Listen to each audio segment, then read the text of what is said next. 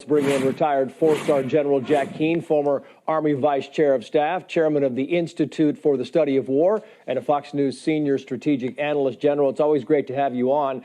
We hear a lot of talk about General Mike Minihan saying the U.S. will be at war with China by 2025. Defense Secretary Lloyd Austin says no. In your case, General, you don't think it's as much about timing as how important it is having an effective military deterrence, which right now we don't have. Fair?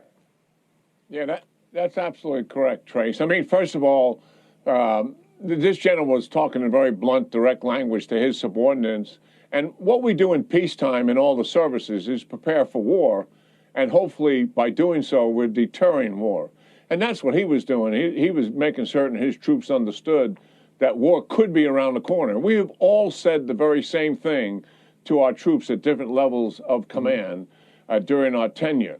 But what I think is really going on here, he just came out of the Pacific region. He's very conversant with what is taking place there and the fact that we have lost our military deterrence. It has eroded because of the 9/11 wars and budgets that don't meet the requirements. And he sees that and knows that China does have a military advantage right now, more ships, more planes, and certainly more missiles.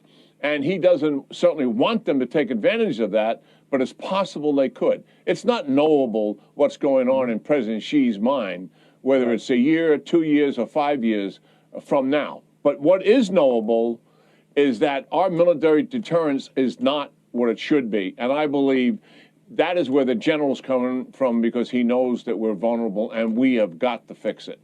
So what's the remedy? I mean, that's the whole thing, General. What's the remedy to get stronger in the Pacific region if that's the necessity here? And how long will it take? Is it a money issue? Is it something else? It's partially money, but it's also a commitment.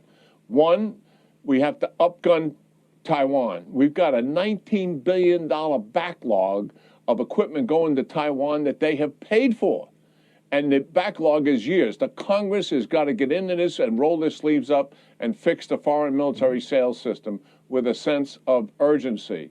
And certainly we have to do training with Taiwan in the way that Jennifer just mentioned we're doing with South Korea. We don't do much of any of that with Taiwan. We self-deter ourselves because we don't want to provoke the Chinese. And second thing was, you got to move our forces, more forces into the region. Yes, more planes. Yes, more ships and more missiles. We've got to deploy them and make certain that China understands that there is an effective deterrent.